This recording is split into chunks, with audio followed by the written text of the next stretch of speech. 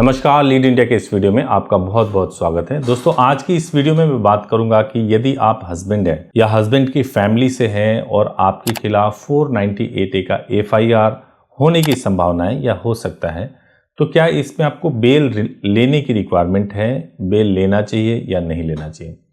देखिए, आम तौर से जब आप किसी एडवोकेट से कंसल्ट करते हैं तो मुझे ये बात ज़रूर मैं समझता हूँ कि ड्यूटी है मुझे बतानी चाहिए, और वो ये है कि कई बार ऐसा होता है कि आपसे कुछ ज़्यादा केसेस फाइल कोर्ट में करवा दिए जाते हैं, और इसलिए भी करवा दिए जाते हैं ताकि फीस बच जाए। ये होता है, हम इसको इनकार नहीं कर सकते, लेकिन सभी एडवोकेट नहीं करते ऐसा। सभी एडवोकेट, ज़्यादातर एडवोकेट नहीं करते, एक आध कुछ ऐसे होते हैं जो इस तरह से चीज़ें करते हैं।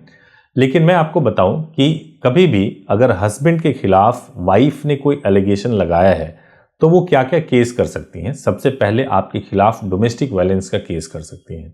डोमेस्टिक वायलेंस के केस में आपके पूरे फैमिली मेंबर के ऊपर आरोप लगा सकती हैं, संभावना है इसकी, लेकिन इसमें इसको प्रूव होना बहुत मुश्किल होता है कोर्ट में, इससे घबराना नहीं चाहिए।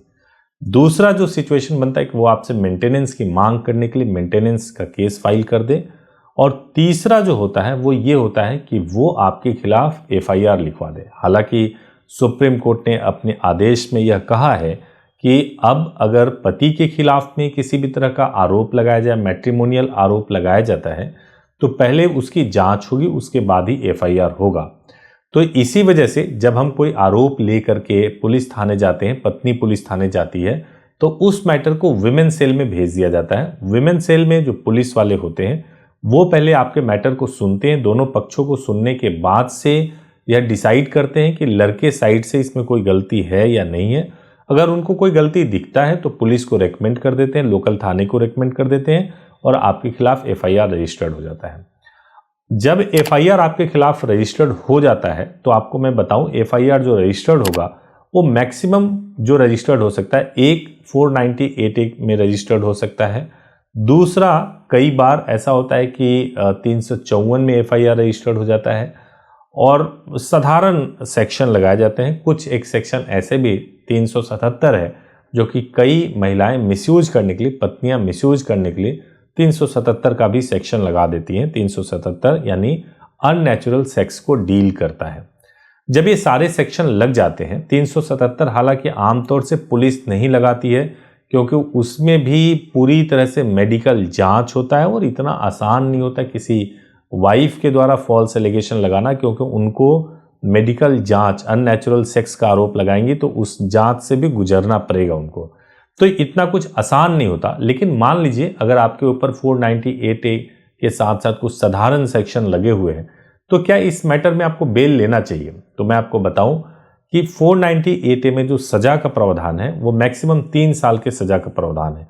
3 साल के सजा के प्रावधान में आपको मालूम होगा कि अरनेश कुमार के मामले में, Arnesh Kumar versus state of Bihar, supreme court ने यह मामला बहुत लंबा चला था, ऐतिहासिक इस पे फैसला आया था, और उसमें 41A का प्रोविजन किया गया था CRPC के मुताबिक। इसका मतलब यह हुआ कि अगर 7 साल से कम सजा का प्रावधान हो किसी अपराध में, तो उसमें बेल जो है देना पड़ेगा। उसमें अरेस्ट की कोई रिक्वायरमेंट नहीं है।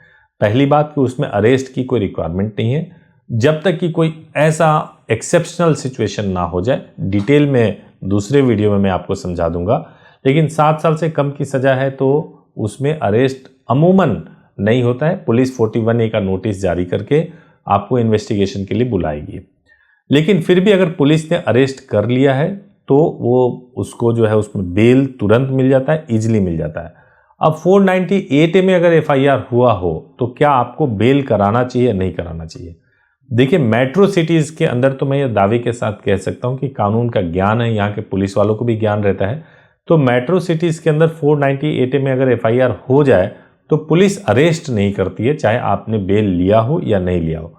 लेकिन अगर छोटे शहरों में, गाँव में अगर पुलिस ने 498A का FIR रजिस्टर्ड किया है तो वो कई बार धमकाने के लिए या बाकी अन्य तरीकों से गिरफ्तारी करने का प्रयास करते हैं। तो आप किस जगह पे हैं, किस जगह पे आपका मामला चल रहा है, आप एडवोकेट के साथ उचित परामर्श करके डिसीजन लीजिए। और अगर आपको लगता है कि आपके एडवोकेट सही राय नहीं दे रहे हैं या कोई भी कन्फ्यूजन हो रहा है, तो एक दूसरा एडवाइस भी ले लीजिए, सेकेंड ओपिनियन भी ले लीजिए। अगर ओपिनियन लेना है तो आप हमें कॉल कर सकते हैं हमारे हेल्पलाइन नंबर 8800444555 पर। लीगल एडवाइस के लिए टाइम बुक करके आप एडवाइस ले सकते हैं और आपको बिल्कुल भी अनबायस तरीके से, सही तरीके से इस पर एडवाइस दे देंगे कि आपको क्या करना चाहिए।